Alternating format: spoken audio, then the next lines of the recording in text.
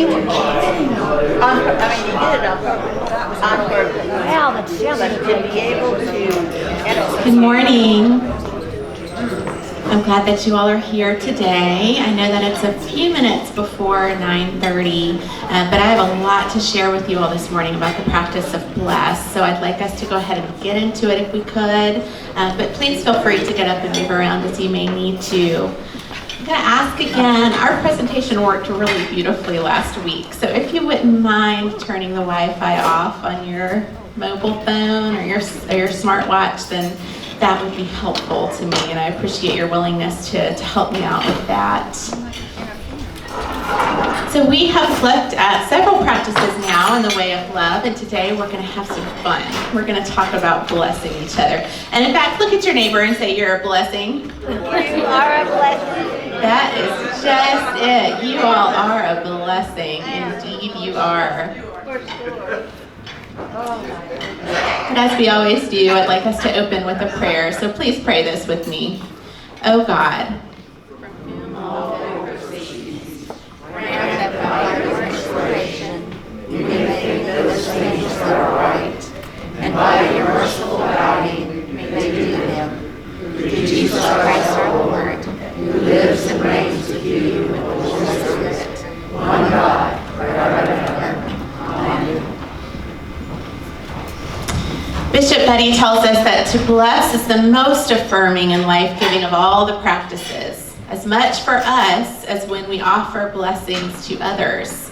In acts and expressions of blessing, we share in the creative love of God that has blessed us all from the beginning of creation.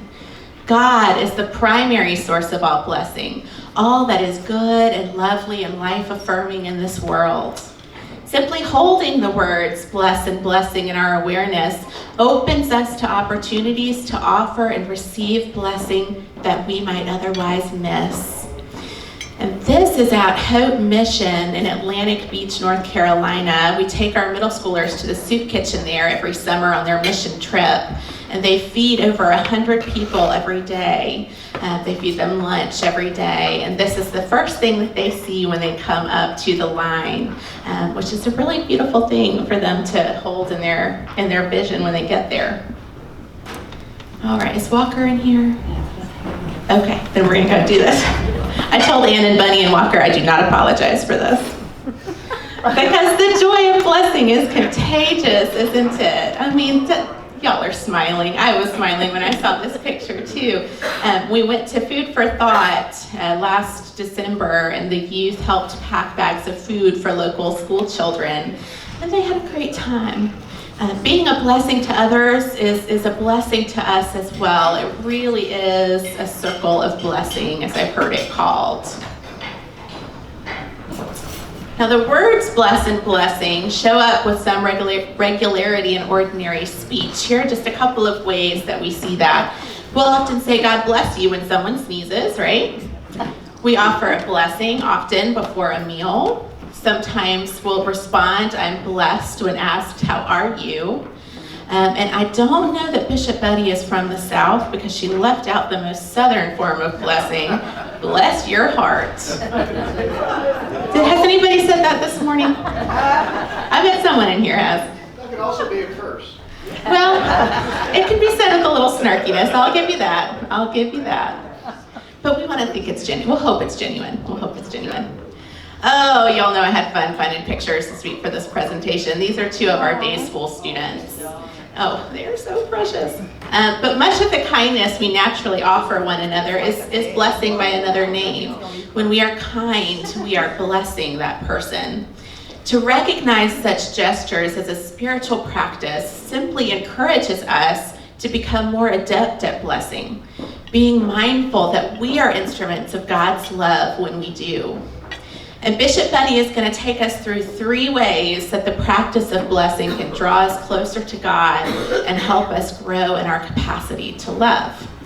So the first one is perhaps the most obvious. We bless others whenever we choose to offer concrete expressions of kindness to someone who is in need or pain. In such instances, it matters that we act and not merely speak our blessing. As James makes clear, if a brother or sister is naked and lacks daily food, and one of you says to them, "Go in peace, keep warm and eat your fill," and yet you do not supply their bodily needs, what is the good of that? And certainly Shelley, Sally, and Ann were helping be that expression of kindness and getting those potatoes picked up and packed, and there were slews of other people there as well. And I think, was that the one day of winter we've had so far? But Jesus makes the same point in a parable he told about the final judgment of humankind, when God will separate people from one another as a shepherd separates sheep from goats. Those who will receive the ultimate blessing of God are those who blessed others with deeds of compassion. Just like Sweet Palmer and Brody, our day school students have started coming up from time to time to help pack the bags of food on Thursday mornings, and that has been a lot of fun for them to do and a really good learning experience for them too. Unbeknownst to them at the time, they were also blessing God. That's exactly what Palmer and Brody are doing here. Truly, I tell you, Jesus tells us, just as you did it to one of the least of these who are members of my family, you did it to me. You did it to me. One of the hallmarks of this form of blessing is kindness. As John O'Donohue writes, when someone is kind to you, you feel understood and seen. There is no judgment, no harsh perception directed towards you. Kindness has gracious eyes. So we bless others when we engage in these kind of acts of service, these kinds of selfless acts of service. Although it's okay also to feel like it's fun, we're feeling good when we offer that kindness to others. A second way that we can practice blessing is related to the Christian ritual known as benediction. A benediction is an official blessing spoken on God's behalf, typically by an ordained minister at the end of a church service or other ceremony, like at the end of our Wednesday chapel services with our day school students. And I've got pictures of other things too. These kids are just so sweet. They are our blessings, aren't they? Benedictions are common throughout the Bible, generally as the last word spoken by a revered leader or at the beginning or the end of a text. In each of these contexts, the words are meant to give reassurance and encouragement, or to convey a sense of joy, peace, and affirmation. And some examples of benedictions that we see in the Bible. In the book of Numbers, there's a benediction spoken by Moses' brother Aaron that we sometimes will hear on Sunday mornings. The Lord bless you and keep you. The Lord make his face to shine upon you. The Lord lift up his countenance upon you and give you peace. There's also a benediction found in Paul's letter to the Philippians at the beginning, where he talks about praying with joy for them and how well they're sharing the gospel every day, and that he is confident that good works will be continued among them. But Bishop Betty reminds us that as beautiful as official benedictions can be, the authority to bless is not reserved only for religious leaders and to be said in ceremonial contexts. We can all do this anywhere, anytime. John O'Donohue dedicated his life, he is an Irish poet if you don't know who he is, but he dedicated his life to retrieving the lost art form and practice of blessing, which he defined as, and this is beautiful, words that create a circle of light drawn around a person to protect and strengthen. For him, the word itself, the word bless, evokes a sense of warmth and protection. It suggests that no life is alone and unreachable. We can create circles of light around one another with words of kindness and affirmation. Think about that when you're pushing your grocery cart through Kroger. How can you create a circle of light around the person that you bump into when you're trying to pick out your pasta?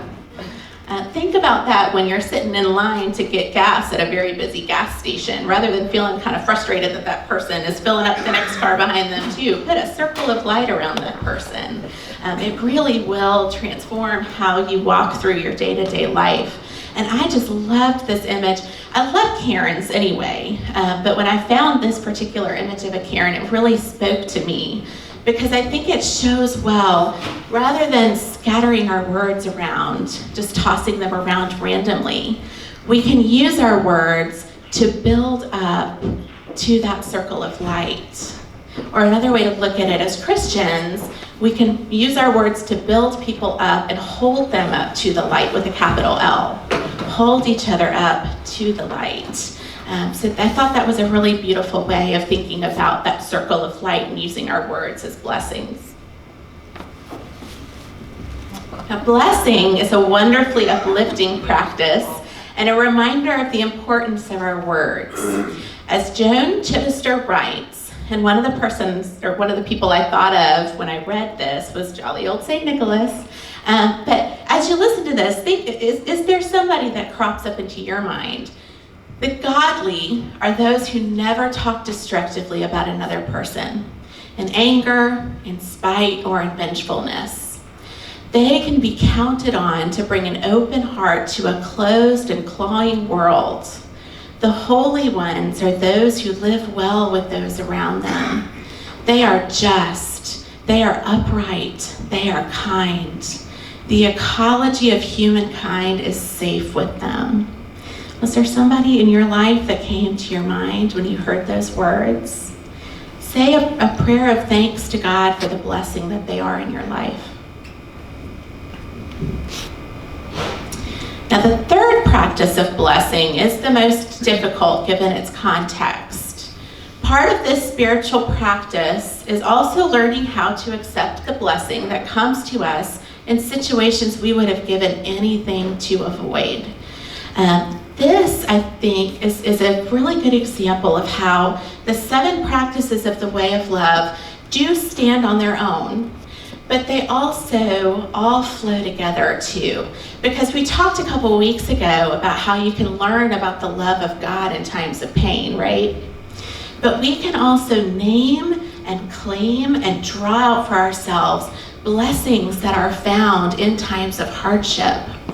And oftentimes, though, it's hard to see those in the moment, isn't it?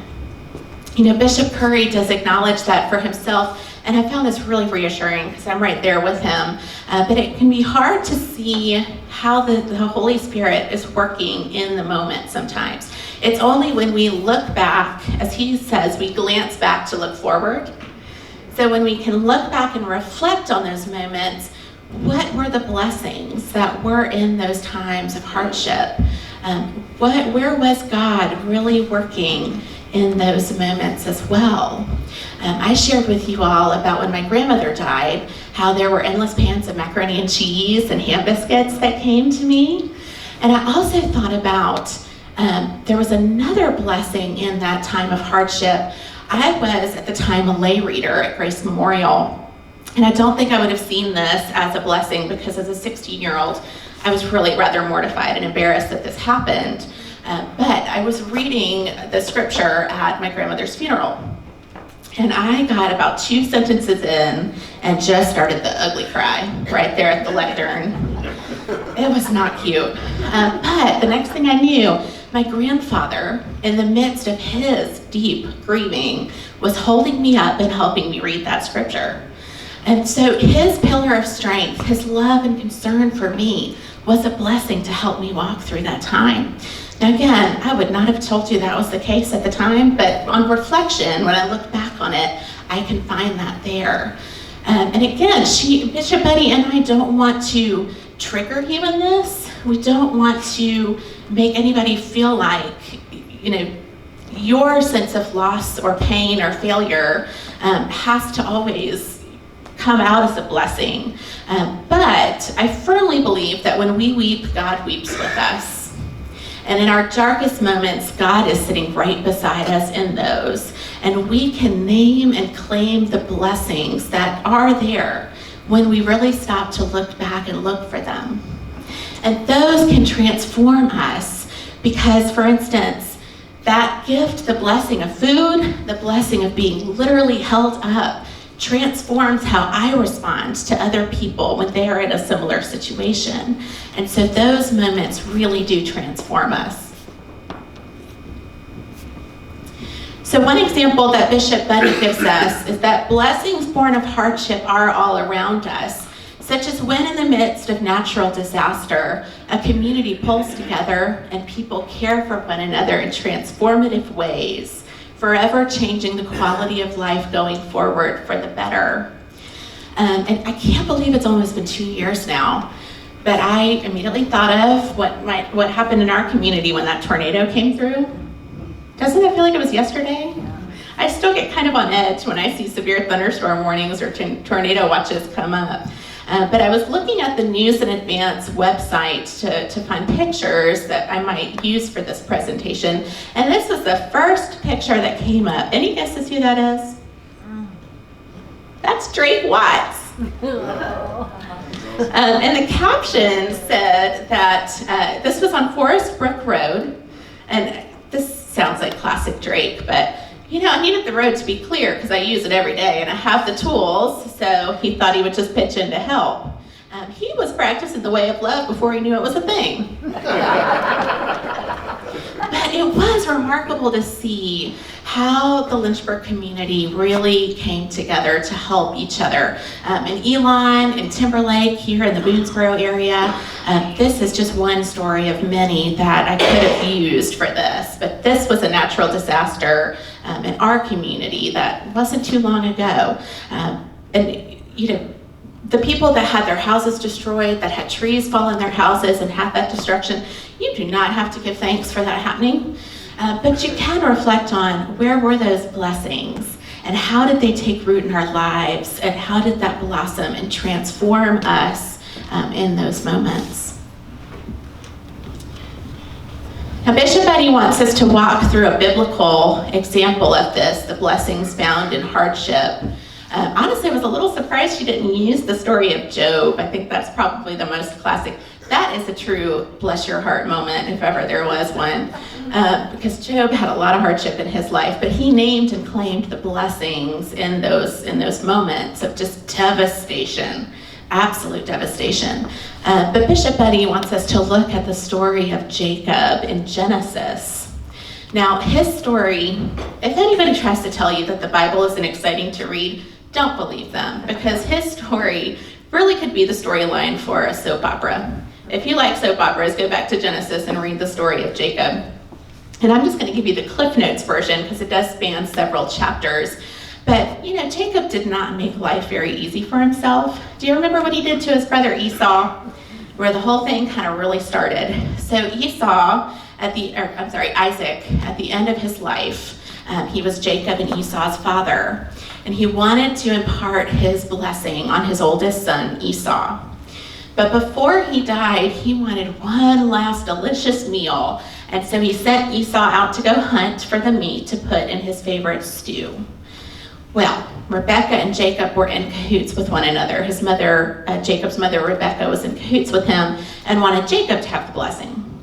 So they connived and decided what they were going to do was put on one of Esau's tunics. They got some goats to make the goat meat stew, and they used the hides from those goats to put on Jacob's arms so that when he went into Isaac, and took him the stew, Isaac thought that Jacob was Esau. And so Jacob is the one who received that blessing, and once it was spoken, it could not be taken back. So even though Isaac realized he'd been duped, and duped big time, he could not then give the blessing to Esau. Esau was not happy about this. He was so angry that he wanted to kill Jacob. So Rebekah said, you got to get out of Dodge. So Jacob went to stay with his uncle Laban. And I'm going to kind of skip over this part a little bit, but please go to Genesis and you can read it for yourself. But eventually Laban even got a little bit fed up with Jacob's antics and chased him off as well. So Jacob was left with, he had since married and had children and had all these servants, but he was left just kind of a wanderer. But ultimately God told Jacob that he needed to go home. So he was on his way to go back home, and he got word that Esau was coming. And as far as Jacob knew, Esau was coming to finish the job, and he was bringing 400 men with him. Understandably, Jacob was a little nervous about this, so he decided to split up his servants into different teams, as it were, and send them off in different directions to throw Esau off his scent. I mean, good grief, this guy. But while he was in the midst of all of this, trying to weasel his way out of another sticky situation, we hear a story about a pretty sleepless night that Jacob had. And I'm not going to read this to you all the way through, but Jacob, in the middle of the night, something or someone started wrestling with him. Now, I think this was kind of his moment of hitting rock bottom, as it were. He really was in the midst of just a really dark moment. It was kind of a moment of reckoning in a way. But what Jacob would not let go of is, I am at the lowest of the low. My brother wants to kill me. My uncle wants nothing to do with me. My father is dead, and I need a blessing. I gotta have something to help lift me up out of this. And so even though the angel realized that he could not defeat Jacob, which I don't think was really the point anyway, Jacob said, I will not let you go until you bless me. And the angel gave Jacob the new name of Israel. And ultimately, after this night, it turns out Esau wanted to forgive. Esau and Jacob, or now Israel, were reconciled with one another. But Jacob claimed and named the blessing even in this deeply troubling moment of his life. For Bishop Betty, the verse about I will not let you go unless you bless me is one of her favorite lines in the Bible. She says that we must all wrestle with hardships in life and struggles in life, our own failures and mistakes. We must wrestle with them until the blessing reveals itself. She doesn't want to suggest that we sugarcoat something terrible or pretend to feel blessed when we don't, but rather that we allow ourselves to receive blessing in our times of trial, however it comes. For Jacob, it came when his hip was thrown out of its socket, or another translation says that the angel struck him in the muscle of his thigh. But that was the result of his trial, and ultimately, that was the blessing, and that's the miraculous power of blessing that we can find. So, to sum up, to practice blessing is to keep our eyes and our ears open for the opportunities to offer blessing through our actions and our words to one another, and to receive gratitude and gratitude blessings that are offered to us. In times of hardship or struggle, the practice of blessing is more like a prayer, asking God to reveal or provide the blessing we need or that a loved one might receive. And sweet Adeline is being a blessing. Our day school turns 25 this year. Isn't that exciting? Yes, absolutely. It's awesome. And so one of the ways that they are celebrating the fact that the day school turns 25 is they have this 25 cents for 25 years of love that they've invited the day school community to be a part of. And you're welcome to as well. I think the jar is still downstairs by Amy Panzer's office, or bring it to the church office and we can take your quarters downstairs for you. But they're putting these in this glass jar, and that money is going to help support the backpack program that we have. The backpack feeding program for Lincoln Elementary. So it's another way to get the students engaged in this work and to learn about what they can do to help other kids in this community. So that's really special that Adeline participated in that. All right, that's a lot, isn't it? There's a lot to this, but it's all good things. So we're going to watch our video on the Way of Love, Traveling the Way of Love series.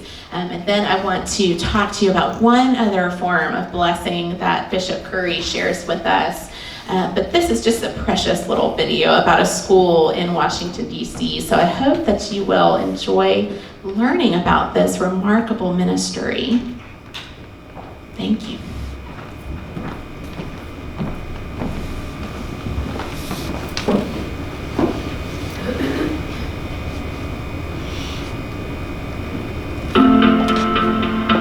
My name is Chris Sickema, and I work on the church-wide staff of the Episcopal Church. I got to talking with some colleagues about Bishop Curry's way of love, those 7 practices: turn, learn, pray, worship, bless, go, rest, and decided we'd go out and find the church in action, already doing these things in varied ways.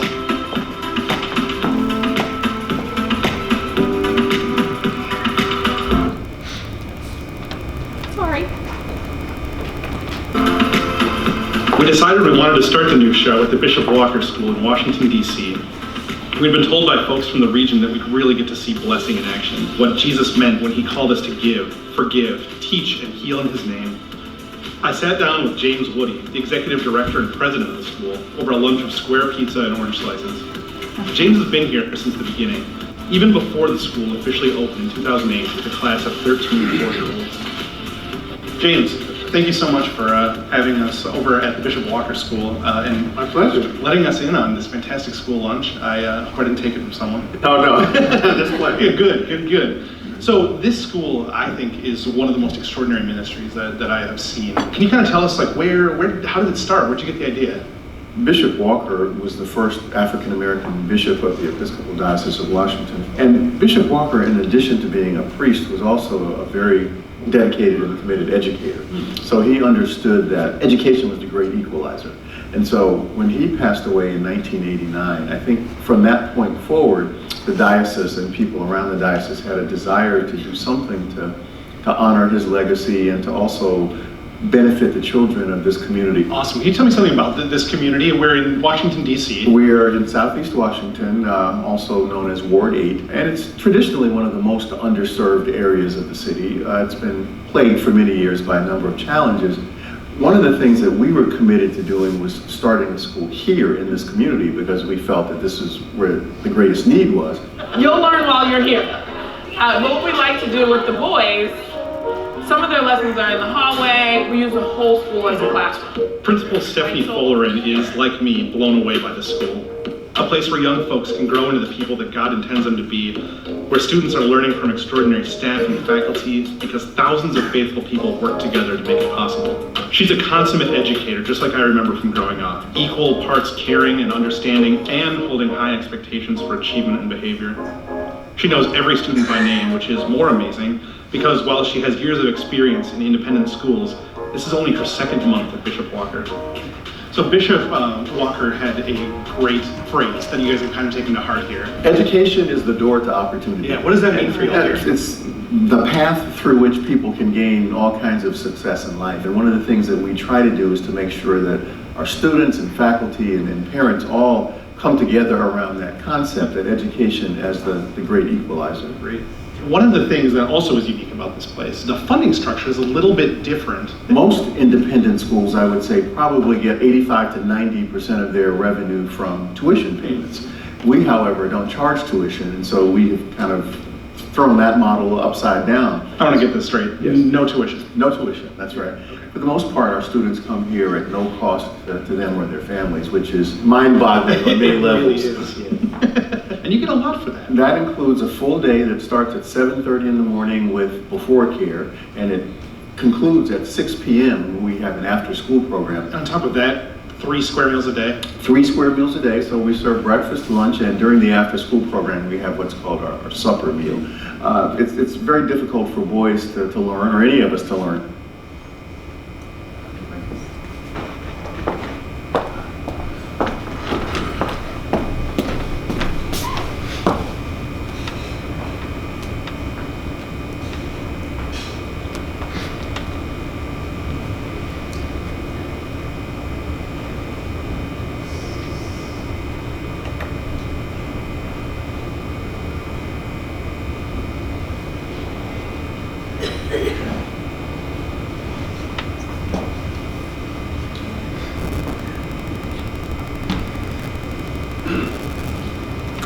So for whatever reason, we seem to have some trouble streaming video in here. I'm sorry about that. Sarah, do you see the Wi-Fi signal? It's got very low. You sure you're on the right Wi-Fi? It's got full. Yeah, it's on. It's got full access to the router. Well, what I would suggest to you, this is right on the Episcopal Church's website. Would you mind hitting the lights for me, Chris? If you just refresh and then go I to can see if that would work. I think think it should work after you refresh and then Okay. move it to That's a 401. suggestion. See if that helps. I don't get the idea. I'm not going to go to full screen. One of the things, probably different after school program, we have what's called our supper meal. It's very difficult for boys to learn, or any of us to learn, frankly, if we're hungry. And so we make sure that we try to remove as many of those obstacles as possible to their success. I want to do a taste test of the Bishop Walker School cafeteria food. Okay. And then I want to get your read on it as well. Okay. Be honest. Viewers will note that I have a square pizza here. Square because we don't believe in cutting corners at Bishop Walker. As a former pretend New Yorker, I'm not entirely sure how to eat the pizza except to fold it, so I'm going all in. Extraordinary. Okay. Boys can be pretty finicky, and so it's important for us to put food in front of them that they will actually eat. And so pizza, I'm sure it has a whole wheat crust, and we try to use as many locally sourced, organic ingredients as possible, because that's teaching something as well. Help us to be unselfish in friendship, love one another as happy in ourselves, and eager to bear the burdens of others. Through Jesus Christ our Lord. As an Episcopal school supported by the generosity of Washington Episcopalians and so many others, there's a real Christian component to life here. During chapel time, the library is converted to a sacred space where the older boys lead the younger boys in short service. We say the school prayer, we sing This Little Light of Mine, and we talk about how all people are created in God's image, and that sometimes people might only know God through his reflection in us. What is it that makes it exactly Episcopalian? I think one of the hallmarks of any Episcopal school is an openness to others. In our mission statement, we describe ourselves as a Christian community of learners. But we're also very attuned to the fact that the world is a broad world, and so many of our students come from different faith traditions or from no particular faith tradition. So we embrace students regardless of their background or tradition because we want to make sure that they become enmeshed in what we are, recognizing that they bring certain skills and gifts and assets that we want to include in our community. That sounds like belonging is a big piece of what the school offers. Belonging and being known. We are a small school. We have right now about 85 students, and that means that every student is known by every adult and every other student. It's important for our boys to know that they're valued for who they are, for their individuality, for their unique voice. One of the things that is, I think, a hallmark of a Bishop Walker School student is his ability to express himself.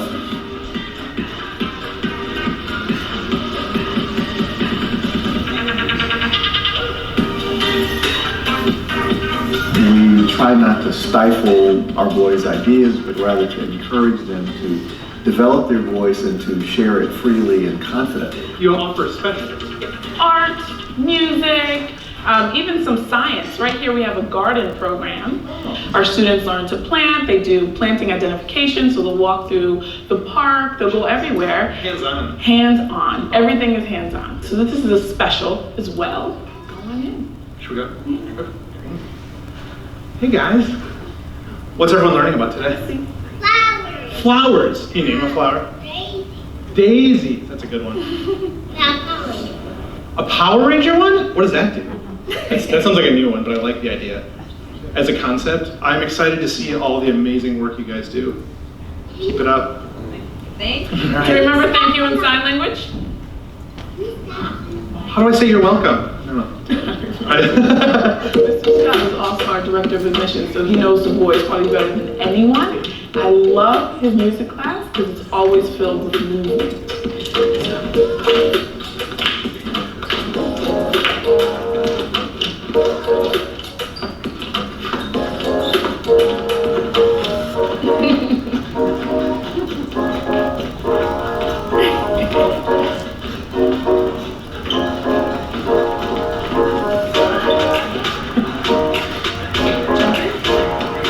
Why is art so important for these kids? Oftentimes, boys don't have enough opportunity to really find their creative center. So what we're trying to do in the art program is not only give them activities like this, where they're tapping into what emotions look like, but also physical activities. So they won't just have art in the art classroom. They'll take things outside, they'll make sculptures that will decorate the entire building.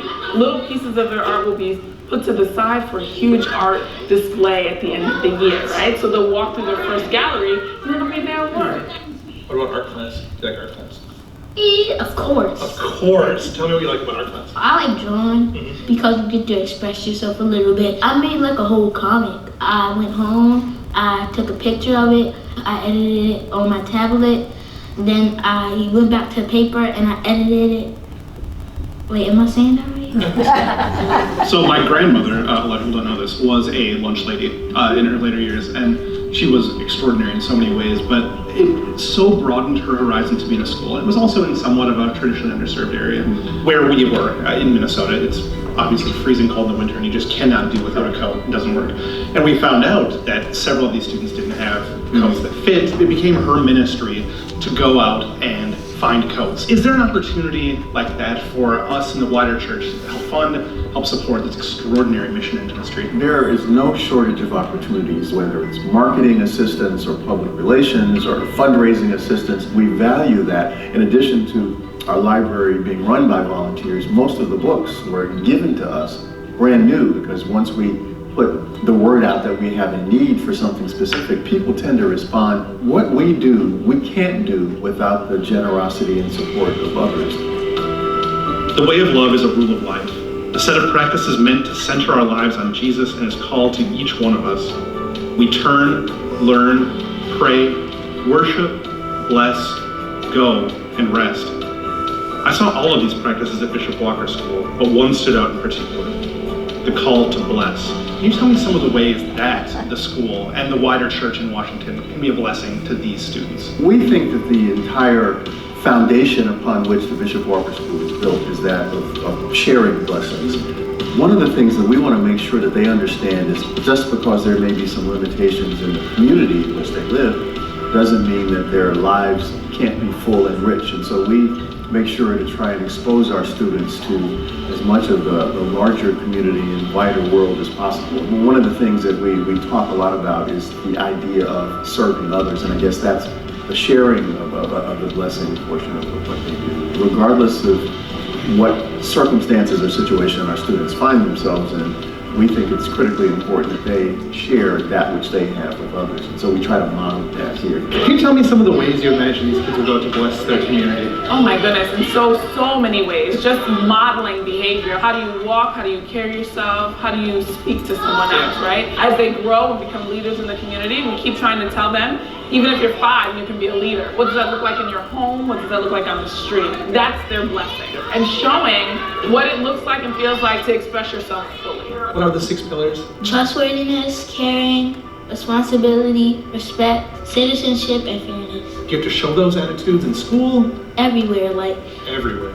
if you're on the basketball court or if you're with your friends. That's right. So it's kind of like you practice those pillars, and that way you become a better person over time, right? Yeah. We have such an opportunity here at this school to change generations. So we want to meet them where they are and help them grow and foster learning in their classrooms, and here, foster learning in their home, just kind of grow the whole community. What a gift. Yeah, absolutely. It's a blessing. Hi. They are my dance movies. Jesus says in Matthew, "Freely you have received, freely give." Every moment at Bishop Walker School was a testament to that call we all have as followers of Jesus. From students to faculty, staff, administration, donors, and more, the good people of this school and diocese have taken stock of their gifts and blessings, and in turn, they bless others. They share the faith we all have in God by giving and serving unselfishly, holding to that joy and wonder at the good world we've been given.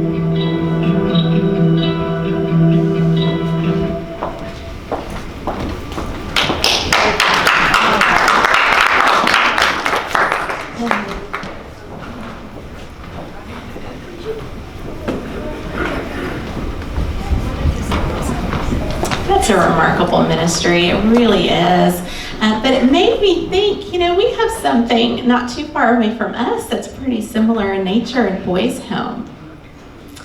And we have a really beautiful partnership with that ministry as well, which is I'm so grateful for that we do. Boys Home was started for a slightly different reason, had a slightly different mission when it began, but it's really very similar in a lot of ways.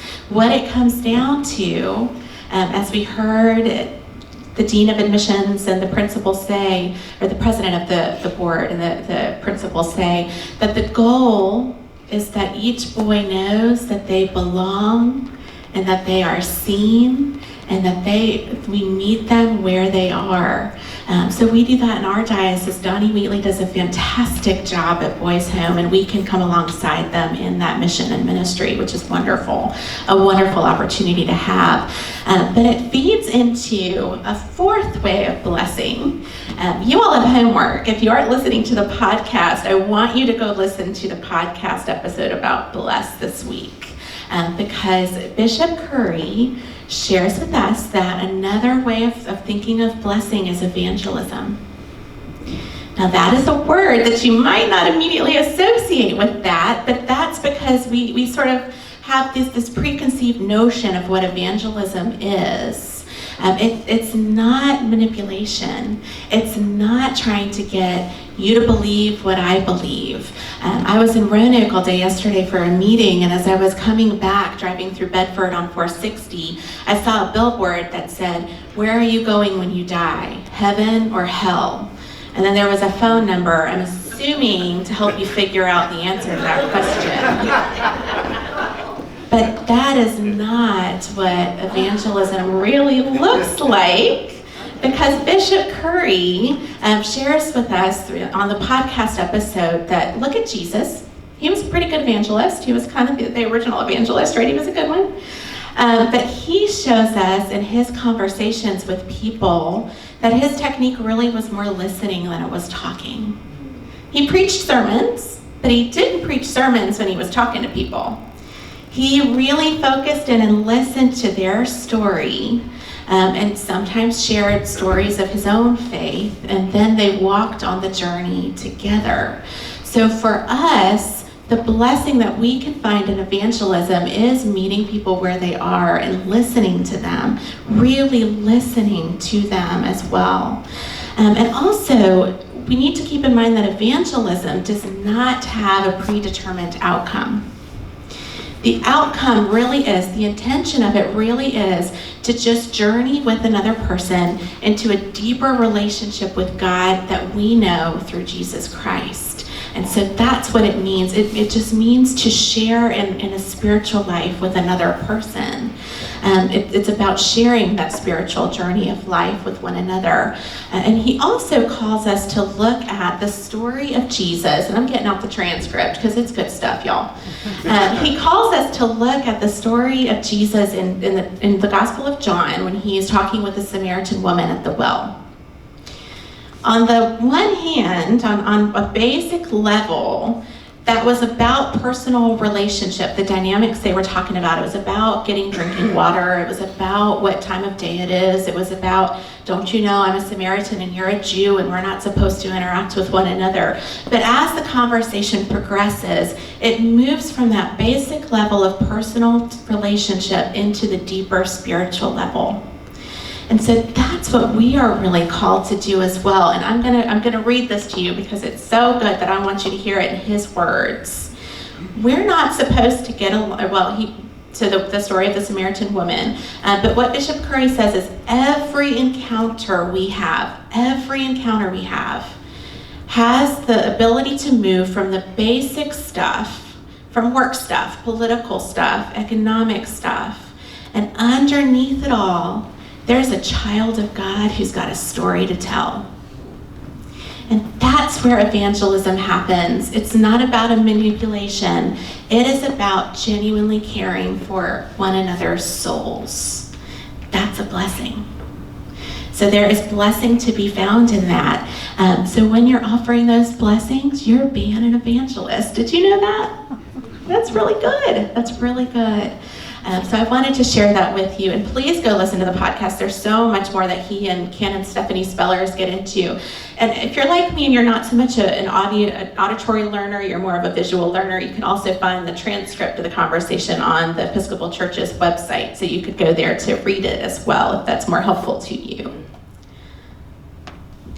But we have just a couple more minutes before we need to wrap up, so I want to give you just a chance to respond to a couple of these questions, maybe respond to what you've heard, seen in the video, and then these are some discussion prompts for you. So just take a few minutes, 5 minutes or so, and if there's any question that you particularly want to respond to, you can do that.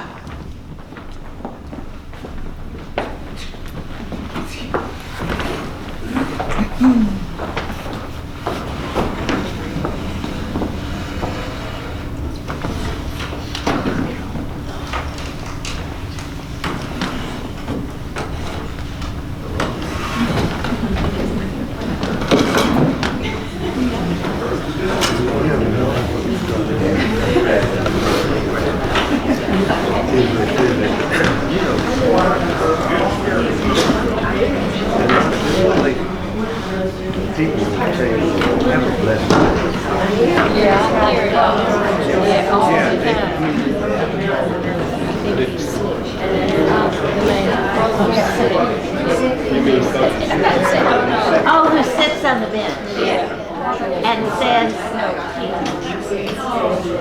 he's sick, upset. That's the thing that it says, if the joy, I'm saying it's joy.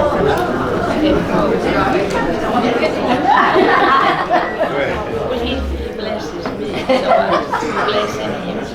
Go ahead, Bill. No,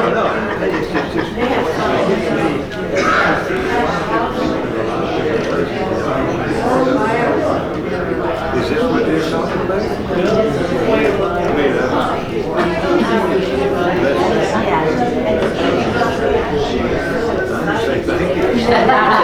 what I said. Has to be a little no.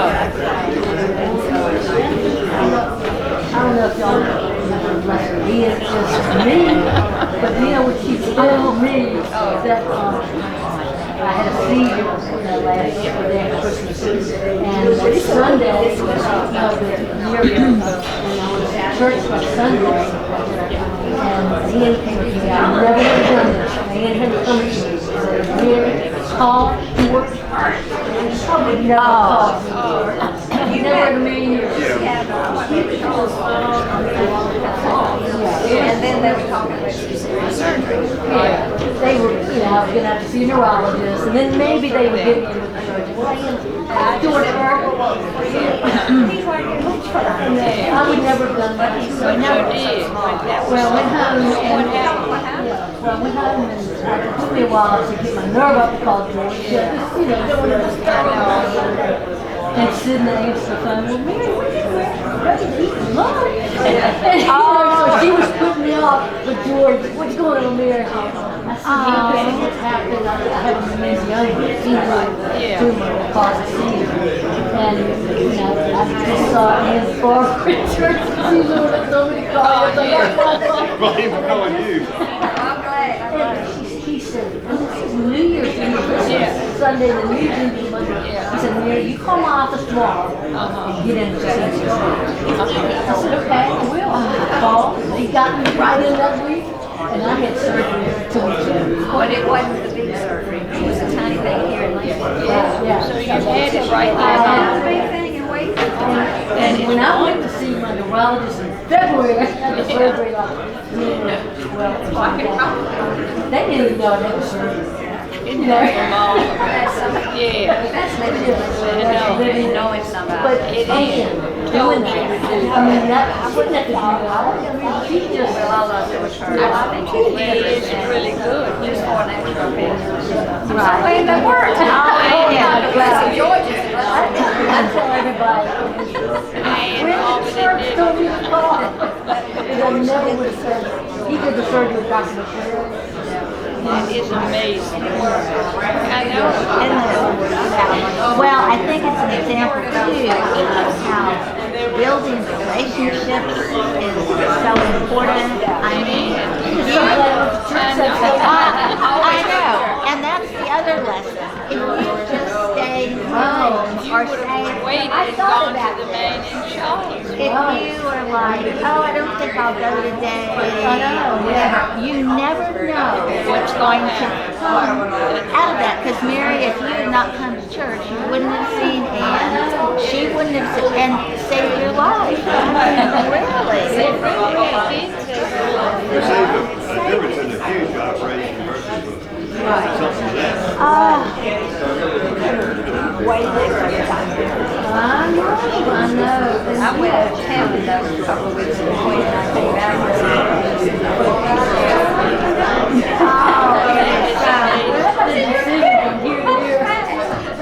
Well, and a tribute to George Hurst, who He's helped so many he has, I have heard of people doing that, but that's his blessing to us. That's his gift that we receive and we can give to others. That is amazing that you did it. George did it. But you sent continues more to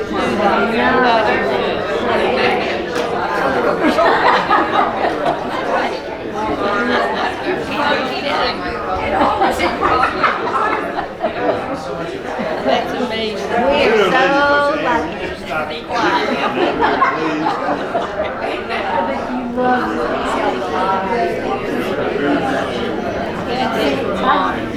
We sat behind George Hurst in St. Paul. Oh, yeah. So, none of the Paul, he sat right by me. I know. I get it, y'all.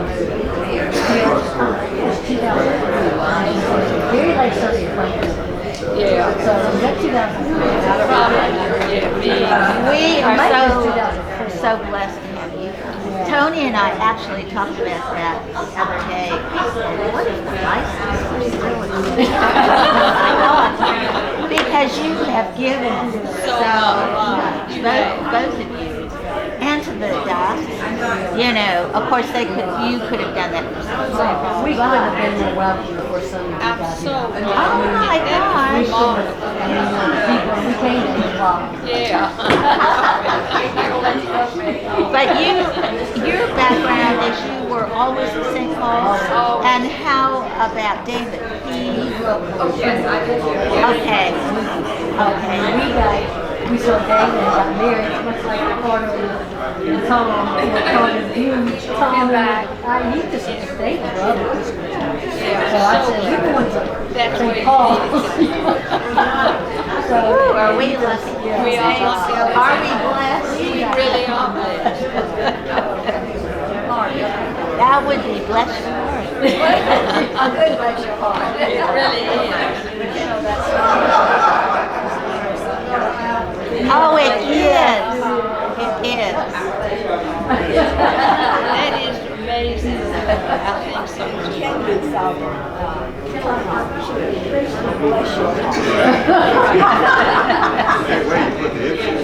Yeah, you poor things. That's right. But that is so subtle. It is, and it says so much. I We had a wonderful thing with you. You ought to tell. And you made me cry. no, me too. It doesn't take much. You get this crowd going. We'll all do that. Sharing my story, it helps you reflect back on your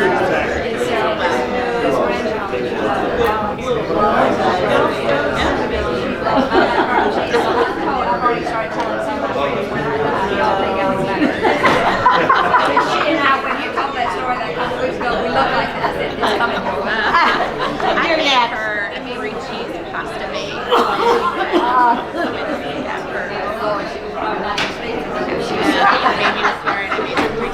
It's really like a grown-up macaroni and cheese, but oh my gosh, she wanted that recipe real quick. She didn't even share it with anybody. This is like mac and cheese.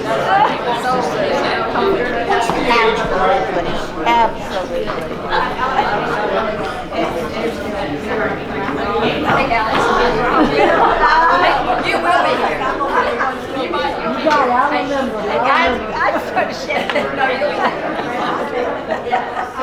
She's got it like oh, God. We do need grown-up macaroni and cheese recipes. Oh, and tidings. Tidings. I mean, that would be good to publish it in tidings. I say, this is your blessing. I'm blessing you, and you will eat it, and you will bless me.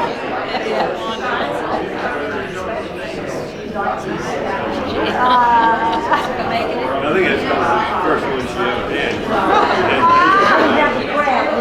Said, this is what it's supposed to taste like. So cool. That is so cool. Let's walk down. Oh,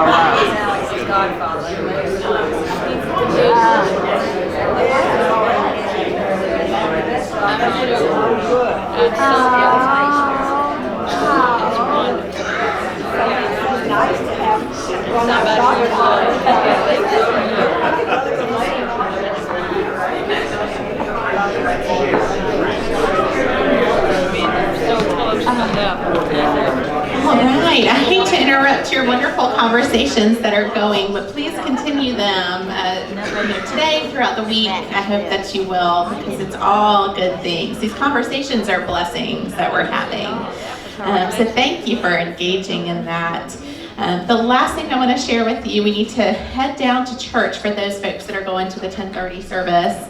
But I thought we'd end with a little benediction. And these angels among us, I'm just saying, y'all, this is such a blessing, such a blessing. But let's say this benediction together and for each other. Say this with me. I pray you know yourself to be a blessing, as one who creates circles of light and love for others through your words of affirmation and concrete expressions of Jesus' love. Such is the way of blessing, such is the way of love. Amen. Thank you all. Thank you. Sarah.